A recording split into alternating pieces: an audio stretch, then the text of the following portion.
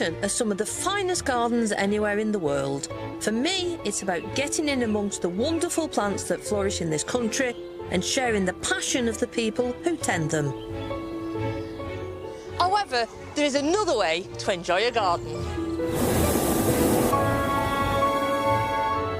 And that's to get up above it. I love ballooning because you get to see the world below in a whole new light. From up here, you get a real sense of how the garden sits in the landscape, how the terrain and the climate has shaped it. And I want you to share that experience with me.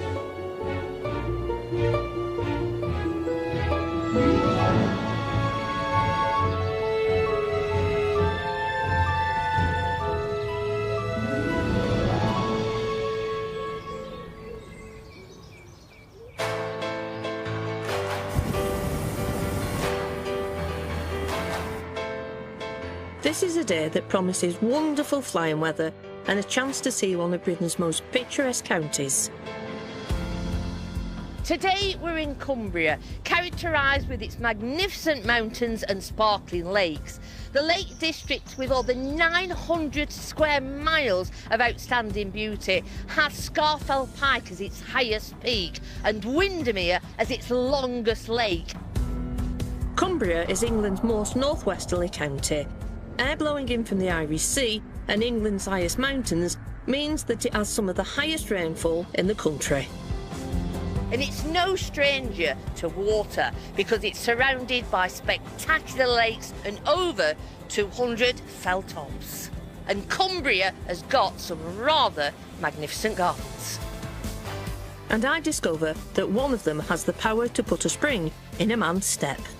You put your profile down, you know. Yeah. And up came Jean with a 91% match. I'm sure it's now up to 100% because she was a vegetarian then, but she isn't now.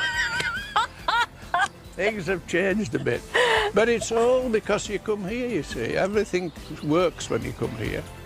And I'll meet the wonderful volunteers whose dedication has transformed the gardens that were left to the people of Cumbria.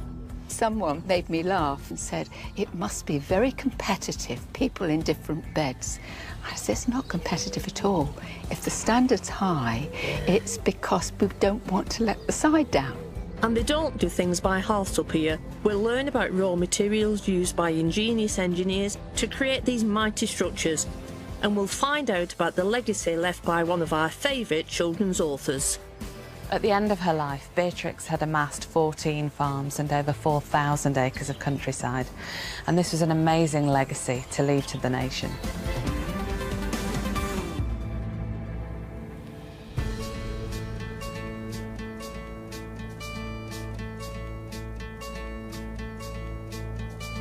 The rainfall might be challenging to gardeners, but this county is blessed with some truly inspiring gardens, like this one, glorious Levens Hall. The 8 acres of Levens Hall lie 20 miles from the coast in Cumbria's South Lakeland. From in the air, you can see Levens Hall sitting as it has for over 3 centuries. It's moved on, but it's still the same garden as it was when it was created, but still the level of horticulture that's very exciting. There have been families living at Levens Hall since the 13th century, but the house as we see it now was created in 1580, and the gardens were laid out at the end of the 17th century. As you approach from the south, you come to a tree-shaded walk called the Wilderness, and then you're into the Fountain Garden. It was reinstated in 1994, but it's based on the original 1690 design. Opposite is the grassy square of the bowling green, where 18th century gentlemen did indeed play bowls, and the game is still played on it today. Emanating out of the centre of this southern part of the garden is the grand beech hedge. It's 500 feet long and offers a quiet oasis of green calm amongst the colourful and busy borders. To the east of the house lies what is perhaps Levens Hall Gardens' most exuberant and playful feature, the topiary garden.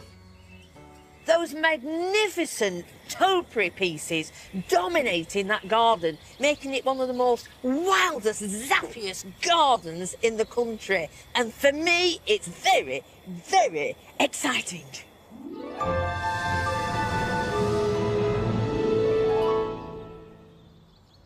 Levens Hall, a magical place where you pass through a doorway and the eruption of fun. It's like Alice in Wonderland, the Mad Hatter's Tea Party. Great shapes, great fun, great horticulture, all in one garden. Gardeners at Levens Hall have had so much fun working here, they hardly ever leave. In over 300 years, there's only ever been 10 head gardeners, and the latest, Chris Crowder, has been here for nearly 3 decades. He's hard at work in the orchard. Hi, Chris. Oh, hello. Nice to see you. Hi. Hi, what you up to? Planting some bulbs today. OK, what are you putting? Well, underneath all these fruit trees in this orchard, we've got tulips. So, Right, can I give you a hand? Yeah, please. We put the last lot in about 10 years ago, and what with voles, and we get loads of pheasants in the winter digging them up and eating them, so Right. every decade or so it's time to top them up a little. Appledorn in this case, a bright red. Quite a vigorous one, which it needs to be to keep up with growing in this grass. So why are you putting in tulips? I would have thought, you know, nice daffs. The daffs in drifts look nice in an orchard or a wilder area, but here it's quite formal. It's in the centre of the garden, so for formal effect we thought tulips would be the business. It's quite a hit through here when it's in flowering stage in about May time. Levens has a tradition of planting tulips in this formal way, and these colourful flowers have a fascinating history. Originally, the tulip was a wild flower growing across the Middle East and Central Asia. Its cultivation began over 1,000 years ago in Persia and Turkey. In the 16th century, they were introduced into the Netherlands and became all the rage. Such was the demand that the roaring trading bulls offered great financial rewards. This period became known as Tulip Mania. In 1635, one bulb sold for 2,500 florins, more than 16 times the average yearly salary. At today's wage levels, that would equate to nearly £400,000. It wasn't to last. The market crashed suddenly in 1637, leaving some investors penniless. Despite this, tulips never lost their popularity. With thousands of varieties in swathes of glorious colour, they're a real favourite. They're hardy and easy to grow. They work well in pots and can provide a real focal point in a garden. Plant them in November and enjoy them when their brilliantly coloured blooms burst forth in the spring. So how did you get into gardening? I've loved it since I was a lad. I used to help out with my dad's allotment when I was small, still at school. So the obvious thing was leaving as soon as I possibly could and getting a job with the local parks department. So what's your vision for the garden? How are you going to take it forward? Well, we do. We move with it every year as much as we can. It's just to make it the best garden we possibly can with the amount of people we've got to do it. It's a struggle, but we do develop a new piece every year within the old framework. And it's a series of pictures. That's how I sort of lay out the garden or in my mind or when we design new areas. It divides up into lovely compartments, if you like. There's plenty of hedges through the garden, so it's keeping each bit separate and different than the rest and being a wow at every turn. Yeah, because I tend to think of it as, you know, you've got the topiary, you've got the orchard, you've got the fountain garden, you've got the hedges, you've got the veg. It's a great sense of adventure wandering through. Yeah, it's a series of wows or photo opportunities or big hits, lead one to the next, yeah. That's how we're going. Well, it strikes me that you're doing all right. Oh, thank you, thank you. Do you have a favourite bit of the garden? Oh, I don't know whether I do, actually. I like the bit that has to be right, of course, is I live in the garden, the gardener's house, so the view out our kitchen window has to be right. Oh. But after that, it's different areas come peak at different times, so right through from Easter through to October. So what's the biggest job you have to do? Well, in this place, it's topiary and hedges. We seem to have miles of it, or hundreds of them, and it keeps us busy for about 6 months of the year, starting just round about now. I think I want to come and have a look and see what you're up to. We'll finish this job later. Yeah. But let's go and have a look at the rest of the garden. The The topiary garden at Levens Hall is the oldest part of the formal gardens. Some of the trees are 300 years old, but little has changed since they were planted and trained into shapes in the 1690s. Time to trim a bit of top topiary then. Oh, well, if you show me how to do it and then don't make a botch up. Well, I'm hoping that won't be the result. In a way, it's just very similar to doing a haircut. It's grown over the year, yeah, and it's time to take all that growth off. Certainly on a shape that's already established, we can see the line, yes, and it's a question of slowly looking at it and trimming it back down to that line. Yeah, well, you can do the top bit. I'll bring my ladder out later, yes. So it's just following the line? Snipping them round. And my other top tip really is the one we've always used, is have a squirter with us, because the shears gum up as you use them, and after a while they're too sticky to move, or the blades are pressed apart and they're just not giving that sharp finish. It's very satisfying. It's satisfying. Like any handcrafting, sculpting or painting, I suppose. But how many pieces have you got? Over 100. This one's a new one, actually. We've added to the burden of future generations by putting a few in. It's about 15 years old, that's all, and we plant them as tiny little hedging plants and then start to grow them up and out from there. Right. And you can change the shape over time. They would have all started as cones in the early days. When did topiary, start, and how did it start, and where did it start from? It goes back to Roman times. Back in ancient Rome it was box, and there's actually documents and letters from those times documenting fleets of ships and hunting scenes. Right. And topiary, the word comes from topiarius, I think, which was Latin for the garden slave. Right. And the garden slave would have done all this. Well, that's what we are now. Yeah, so it has got a long, long history. It spread from Italy across France. The grand gardens would have had clip forms, and it ended up in England. The high time for this fashion was in the 1690s, just when this garden was being set up. Levens was the height of fashion, with its green sculptures clipped into bold silhouettes. It, and many gardens like it at the time, were the place to be seen. The Dutch style was all the rage, with clipped greens set in a pattern of formal box-edged beds. But fashions change, and by the 1730s, many of these beautifully manicured yew and box gardens were ripped out to make way for the new trend of natural landscaping. Capability Brown had a lot to answer for, as open parkland became the next big thing.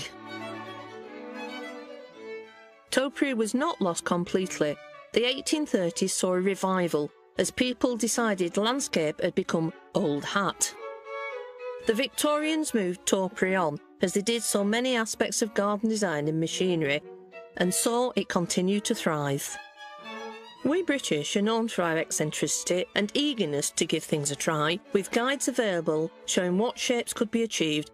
Anything was possible, though some efforts were more successful than others. Levens survived, and I'm hoping my efforts don't scupper things. So what sort of tools did they use in the past? Well, we assumed there was something like the shears we're using today. Right. That would have been the way, or possibly for rougher hedges it might even have been a sickle just across the surface like that. OK. Some sort of sharp blade. But we've now got the electric and the petrol ones to help us on our way. And of course the access equipment, the higher they get, we now use scaffolding. It was ladders, but right, scaffolding and hydraulic lifts are the top ones. Right, so cherry pickers, yeah, things that's like the way, that. yeah. There's a great view from up there sometimes. I bet, yes, yeah. And of course the other handy tool we've got sometimes is a cane. And they're quite handy if you really want a flat edge. You can, if your cane's straight anyway, you can hold it against a flat edge and just eye it up and see that you're going in the right direction. Yeah. But also at the end we like to give it a good flick off. Gets rid of all those prunings and clippings that'll turn brown later. Also it flicks up the odd thing that'll, if you don't do it now, it'll blow out in a month's time and haunt you for the rest of the year. So it just shows us the last bits to clip off. So how long does it take you, and how many people are involved? Well, there's 4 of us working the gardens, but not all of us are on the hedges all the time. But certainly 2 people for the best part of 6 months almost. Right. It's from now till Christmas to do all the topiary and get that part of the garden put to bed, and what with hedges and stuff, it can drag on a little. We're happy to start, but we're even happier to finish at the end of the season. I bet, yeah. And how quickly do you allow your apprentices to let rip? And it's a slow thing. We let them go on the rounder things, round the back first, and if they can master the art of doing amorphous blob-like shapes, we'll start them on a flat bit of hedge that nobody will see. And if that goes well, they're on and away on the rest of the topiary. Slowly, though. Yeah. Yeah, it's the more you do, the more you get into it. Well, I think that's not a bad job, actually. I think together we make a good team. Shall we go and have a brew? I think it's well deserved, yes. Excellent.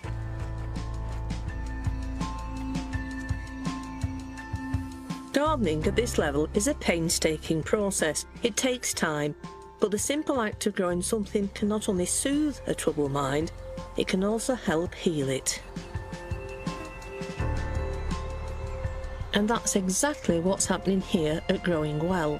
Since 2004, a crop share scheme has been run from this 6-acre farm outside Kendal, and it provides local families with a weekly supply of seasonal vegetables.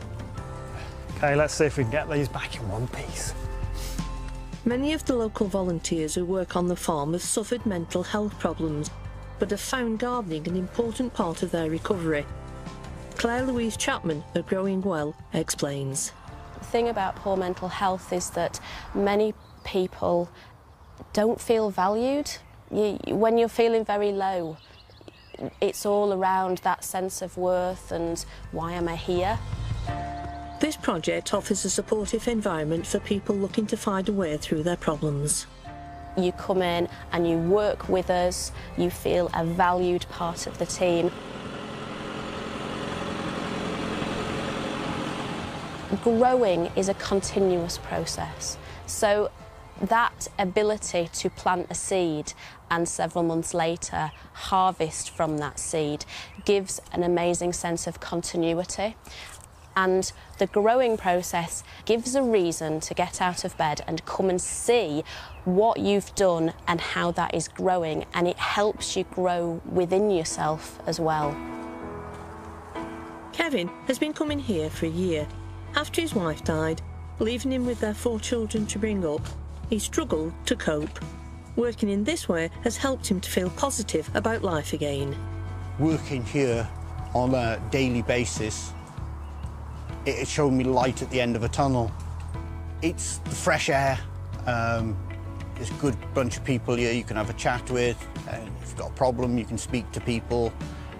It keeps my mind occupied. Growing Well's a very special community, so it's not just the work, it's the fact that you're coming to us and you're being part of our community. Each day is different. You meet lots of different people with lots of different issues. You know, you can talk to each other about it and ask them how they're feeling that day, and some people like their own space, some people like to work on their own. We know that people have very strong friendships that are formed at Growing Well, and we all take breaks together, we all eat together, and that social inclusion is a really important aspect. Mike was a teacher for many years, but began to find the workload too much of a strain. He wanted to make a change, but didn't know which direction to take. I started off coming because I really wasn't well. I was so poorly, I wasn't able to make any decisions. And coming to Growing Well helped me with that. And I felt rewarded for coming and doing something which was completely different. And as a result of that, I was able to make a decision about my teaching career and to end it, because it wasn't going to get any better. And that's what I did. It's not just volunteers who benefit from working at Growing Well. It's really lovely working at Growing Well because you see change in people. You see people who start and just really lack that confidence. Even seeing people being able to sit and have a cup of tea and have a conversation with somebody else is brilliant. For Kevin and Mike, it's fair to say that this project has been a lifeline. It gives me a source of something to do. It keeps me going. I'm not quite sure where I would be without Growing Well.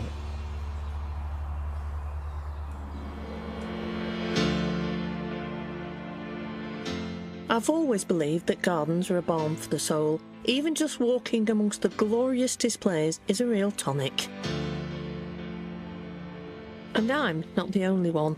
Lakeland lad Len Hayton has been inspired by Levens Hall for nearly 20 years. I moved to Levens in 1997, actually. Right, OK. With my wife, Joy. And we used to come here for lunch, and we used to come into the garden because it's lovely, really. And when she was diagnosed with pancreatic cancer, my niece suggested that we should have some photographs taken in the garden Right. at that time. That was a very... it was That obviously meant a lot to you. It did. An awful lot. It did indeed. And it has done ever since. After she died, I used to come here and I felt welcome. Yeah. I always felt welcome. And when you come into this garden, it's as if you've stepped off the world into heaven. Right. It's like coming through the gate into heaven. It's absolutely lovely. And what do you mean by that? You leave the mundane world, as it were, and all the problems outside, and you come in here and there's peace and there's quiet. Gives me a feeling of tranquility and at the same time inspiration. Len's late wife Joy had worried about him being lonely, so after 2.5 years as a widower, he tried his hand at internet dating. You put your profile down, you know, and up came Jean with a 91% match. Hey. And by God, that's been true. And I'll tell you, the last 4 years have been bliss. I'm sure it's now up to 100% because she was a vegetarian then, but she isn't now. Things have changed a bit. But it's all because you come here, you see. Everything works when you come here.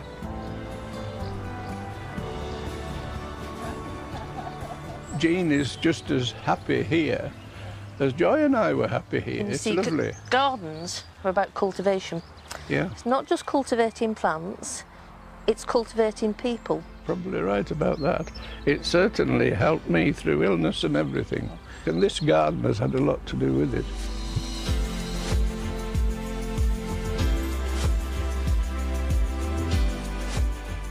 It's wonderful to hear about the way this magnificent garden has helped Len through darker days.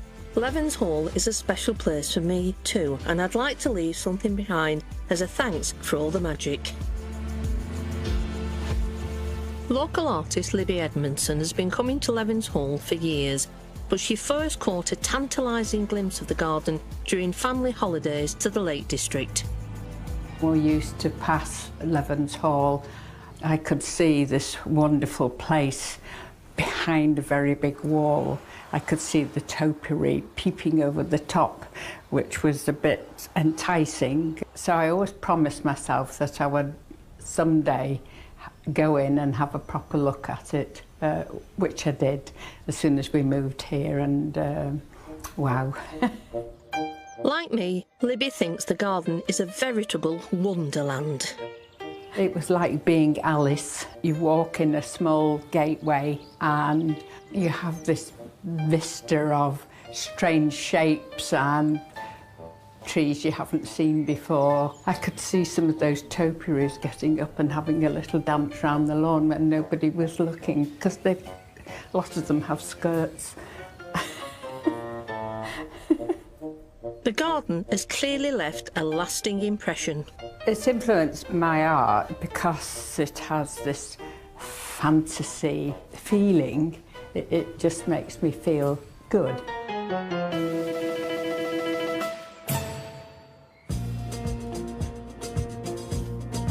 The beauty and grandeur of glorious Lakeland has appealed to artists throughout history.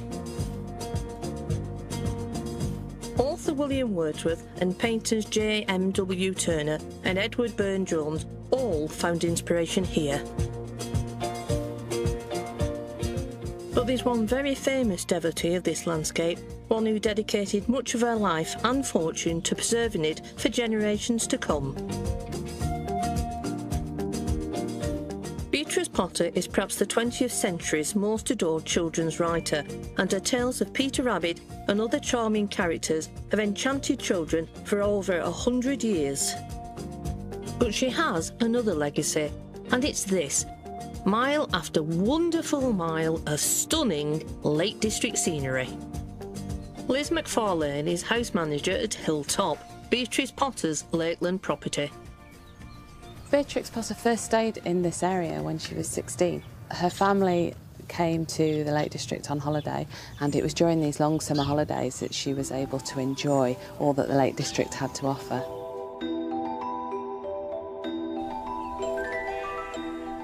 What Beatrix really loved about this landscape was the freedom that it gave her and what it provided her with in terms of inspiration. So she was able to draw the landscape, she was able to study the wildlife, the flora, the fungi, collect fossils, and everything, of course, she would commit to paper, drawing, painting and sketching. It was on this holiday that Potter met a man who was to have a profound effect on her life and on the British countryside. When she was just 16, Beatrix met Canon Rawnsley, who was one of the 3 founders of the National Trust, and he really instilled in her that need to protect the way of life here, the fact that that way of life was in danger and something needed to be done in order to protect the farming and the income that was being generated from the land. Canon Rawnsley's views on preserving the natural beauty of the Lake District had a lasting effect on Potter. He campaigned against the construction of roads over the lakeland passes and promoted signposted footpaths. He was also the first published author she'd ever met, and later encouraged her to publish her first book. She, of course, became a literary sensation. Well, with the money from the first 4 little books, Beatrix was able to purchase Hilltop, the farm here, and that was the first of many land purchases and farms in this area. Potter bought Hilltop in 1905, and she used it and the surrounding countryside as inspiration for many of her subsequent books. But she was also becoming much more focused on her life as a countrywoman. She wanted to preserve the old ways of life of the fell farmers and protect the landscape. The continued success of the little books enabled Beatrix to carry on buying land and farms, and when she married a local solicitor, William Heelis, at the age of 47, she was really concentrating on her farming, and the books were a means to an end. They were giving her the means to buy these farms and landscape. As a far-sighted benefactor, Potter worked to protect the vulnerable landscape. When she died in 1943, she bequeathed to the nation all the farms and farmland she'd acquired. At the end of her life, Beatrix had amassed 14 farms and over 4,000 acres of countryside, and this was an amazing legacy to leave to the National Trust for the benefit of the nation.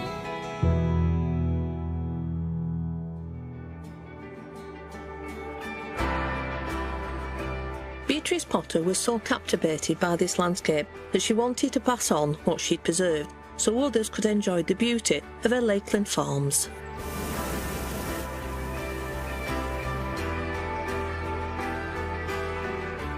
And she wasn't the only one who was generous. My next port of call was also left to the people of the area.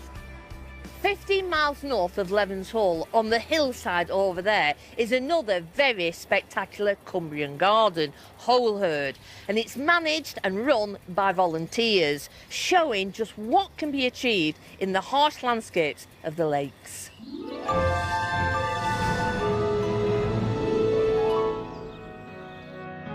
Set in a mountainous spot high above the northern end of Lake Windermere, Holehird Gardens covers 17 acres. The volunteers here are custodians of a garden that's expanded since they took it on. At the heart is the wall garden. Once a kitchen garden for the original grand house, its plantings was mapped out in the 1980s to ensure that all sides, north, east, south and west, are used to best effect. The island beds in the centre provide year-round colour. Presiding over it is the fellside, a wooded hill with rockeries and specimen trees. One of Holeherd's 6 greenhouses is given over to alpine plants, whose shoots need protection from Cumbria's wet weather. Tumbling down the hillside is the cascade, and then the terrace. The original owners of Holehird established the gardens here in the late 19th century. They flourished until the end of the Second World War, but after that it became too expensive to maintain them, and for nearly 25 years the garden laid abandoned and unloved. Since the late 1960s, a growing band of local volunteers has set about reclaiming this gem of a garden. Sheila Newman is one of their number. Hello Sheila, how are you? Oh, hello, Christine. Good to see you back in Holehird again. Great to be here. What are you up to? Well, You know how keen we are on our alpines here at Holehird? Yeah. Well, there's this bit that's been a bit neglected of late. Right. This seems to have got a bit too big, Christine. It's taking over the whole area, and I think at least some of it should go. Sheila's working with tufa. This rock is formed as lime-rich water evaporates, leaving behind a soft and porous calcium-rich limestone. It's ideal for growing lime-loving plants. It's light and easy to handle, and it absorbs and holds water. When plants are grown in tufa, they get a slow and steady release of moisture. A lot of people don't realise that a tufa garden is light, so you can have this on places like balconies. Right. If you want a rock garden in the sky, you can. What a good idea. The other thing that people say is, I've only got a courtyard, I've no soil at all. It doesn't flipping well matter. Get yourself a couple of lumps of tufa, plant it up, and you've got a garden. It's fantastic stuff, it's lovely. I don't know what you think, but it looks to me as if it could do with the odd new cushion plant to revitalise it. I think you've got a saxy, so... Yeah, that looks rather a nice one, doesn't it? It does, yeah. Well, that could go in there, and then it will grow over that rock, and I think that would be quite nice, but we'll need to make a hole. So have you got a hammer and something I can gouge this out with? And we've got a little spatula. Now, I don't know how you do this, but I tend to make the hole but keep the tufa dust. Right. So have you got something like a cup or something like that we can knock the old tufa dust into? Yeah. So if you can sort of, when I start getting stuff out... Is that so that it sort of weans it into the space a bit? There's two schools of thought involved with this. There's the school of thought that says you take out a hole around about 2 inches deep and the right same diameter, and then you put in a gritty soil mixture. Right. And then there's the school of thought that I tend to run with, that you take the tufa out and you put the tufa back. Right. Now, the reason for that is, in my opinion, if you use a soil mixture, you've got a different air concentration in the soil than you have in the tufa. Right. And the plant can put its roots round the soil and never goes into the tufa. So it can, it's pot bound and the plants can dry out. Yes. Whereas if you put back what you've taken out, the air is at the same concentration, the plant establishes much quicker, and it runs into the patent rock. Jolly good tip, actually. I didn't know that. I mean, the other thing that's fascinating about this stuff is that you can buy it from nurseries. But when you buy it from nurseries, it's often sold outside. And as you know, this is actually absorbent. Yeah, it's porous. It's porous. Yes. So when you buy it from outside, it contains water. Yes. It's sold by weight. Ah. So you're buying a lot of water. Pays them to store it outside, really, doesn't it? Well, some nurseries are more scrupulous than others, but occasionally you'll find it's quite wet. And you're paying literally just for water. If you go to an aquatic centre, it's stored inside. And it's dry, so you get more for your dosh. And being a tight northerner, you can guess where I go. So what made you come to Holehird? Well, about 20 years ago, I retired early because I was caring for my mother, and we'd just moved into a house with a much bigger garden. So I thought I needed some advice on what to do, and a friend told me that they were running an RHS course up at Holehird. All right. And for 18 months I did this really rather good RHS course. And then I realised there was actually a garden here and you could volunteer at it. I decided I would come and be a garden here too. Wow! And it's kept me learning. Now then, I'm going to knock this out, but what I do is I'll take all this off. If you wash this off, so you've just got a little bit of soil in there, but predominantly roots. Right. And then I'm going to put this tufa dust back. Right. So that it's at the same consistency as that tufa. And you wouldn't add anything else, Christine, No, to that? I don't. No. And that will establish, and in 3 years' time, you'll have a beautiful mat that creeps over there and flowers, and it will just literally mould itself into rock. We planted a saxifraga, this one with a cushion-like habit, but there are thousands of different alpines. True alpines originate from high-altitude regions above the tree line, where there's good drainage and cold, dry winters with high light levels. In the wild, alpines spend their winters dormant. They remain dry and protected from extreme temperatures and cold winds by being covered with a blanket of snow. The vast majority of plants sold as alpines are easy to grow in most gardens and need only the minimum of care. There are even drought-busting species. Those from southern Europe are ideal to plant if our summers are getting drier and we face hosepipe bans. And the beauty of alpines is that you can travel the world without leaving your own garden. So Sheila, what makes coming to Holehird so special for you? I think as much as anything else, it's the people. Right. It can be quite solitary if you're gardening on your own. Maybe the neighbours are at work, maybe you're in a country garden, you don't see anybody. But if you come here, you're gardening as a team. And also, there's a sense here of ownership with the beds. We get together either as individuals or groups and look after our own bit of the garden. Right. And we don't just deadhead and weed. Yeah. We actually choose what we plant. We have a budget where we can go out and buy our own plants. Right. And the only consideration is that don't plant a tree or take one down without conferring with somebody else, because that could impact on somebody else's bed. But there's a lot of sense of ownership, so I think that builds a good spirit that you belong to the place, really.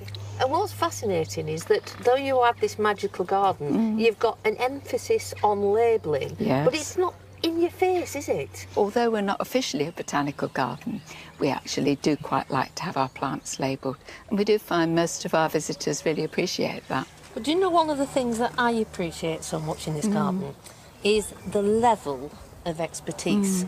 And this is a garden that is looked after and cared for with love. Oh, yes. And it's love from gardeners that have not trained but have spent their life in the University of Gardening and Life. And it's very, very special. And it's always impressive. But the one thing I always say, and particularly when I'm bringing groups, is look at the standard they maintain. And it's awesome, and it's very, very impressive, and it's a phenomenal credit to you all. So just keep doing it, because you're doing it right. Thank you very... You know, someone made me laugh, a visitor that came round the garden, and said, it must be very competitive, people in different beds. I said, it's not competitive at all. If the standard's high, it's because we don't want to let the side down. And it's that, really. It's community spirit, I think. And that's what makes it very special. Yes. I'm sure that Sheila and the rest of the determined volunteers at Holehird will never let the side down. They're hooked by its stunning setting and the challenges of the terrain.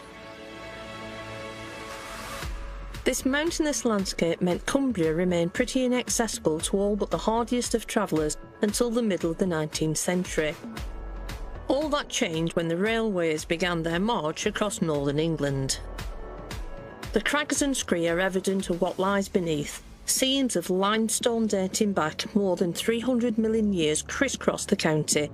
This raw material was perfect for building the railway viaducts, and the timeless nature of this stone transformed the fortunes of the area. But it had been exploited for hundreds of years. Robert White, Senior Historic Environment Officer, explains. Limestone's very much the landscape of this area. Most of the field walls are made of limestone. Many of the farm buildings and houses are made of limestone. You can see limestone in the bed of the streams. But resourceful Victorian engineers had much more ambitious plans for this useful construction material. Hewn out of this limestone are these mighty feats of engineering. The viaducts span the dales and gullies to create the Settle to Carlisle Railway and have become part of the landscape. The Victorian and Edwardian travelling public took it to their hearts as they thundered through the countryside. But the limestone didn't just provide building material. In a highly polished state, the stone was considered beautifully decorative and became known as Dent marble. Limestone's the major rock of Dentdale, and some of the beds of limestone, when cut and polished, would look just like marble. They could take a shine. It was making things like mantelpieces, memorials, sometimes floors. It's very popular in the Victorian period, when Queen Victoria was in mourning for John Brown. The buildings of the old marble works are now houses, but it's still clear why this landscape was so bountiful. There was unlimited limestone and a plentiful water supply for powering the marble cutters. Local farmhands would have made a few bob on the side by putting in hours as quarrymen and marble workers. One of the quarries was beneath this, the Dent Head Viaduct. The railway had a double-edged effect on the industry. It was much easier to take the finished products away by railway, much easier than it would have been by horse and cart or pack horse. But it also meant that lighter material was imported into the area. True Italian marbles could come in. And it had another impact. Dent Head Viaduct is actually built on top of one of the major quarries. Constructing the railway over the quarry meant that the quarry had to cease production. The quarry owner was compensated, but a large part of the industry was no longer there. The compensation may have gone some way towards softening the blow, but a new taste for imported Italian marble meant that Cumbrian Dent marble fell out of fashion. It's peaceful here now, but the mighty viaducts are lasting monuments to those 19th century engineers and to the vital raw material that lay beneath.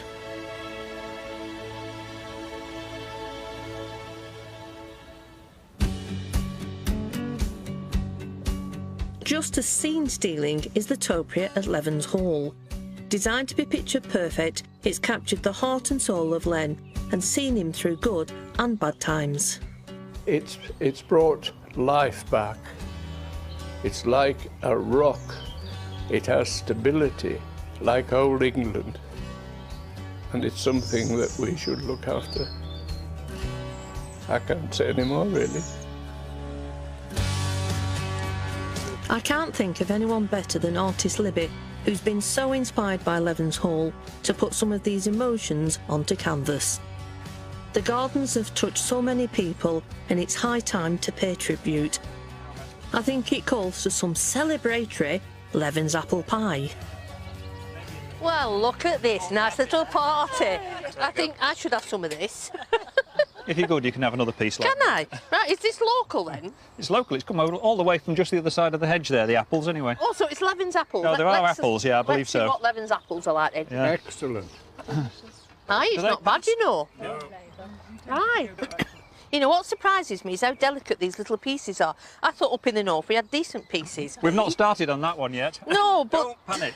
Well, I'm not doing, but today's all been about pieces, hasn't it? And Aye. not only pieces of pie, but pieces of gardens. What's come across is, for you, that this garden has framed elements of your life. Indeed it has. Some of them very spectacular, and some of them very sad.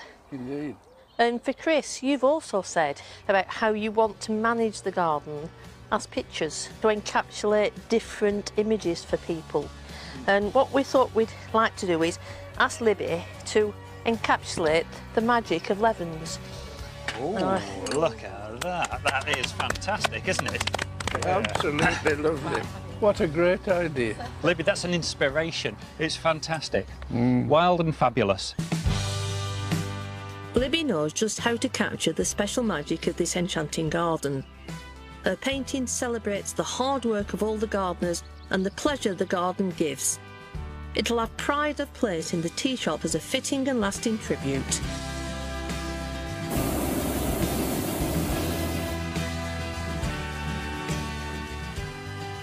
Here in Cumbria, I've seen how the landscape draws people in and stays in their heart. Artists and writers and gardeners have for centuries been captivated and inspired by this glorious land of lakes and mountains.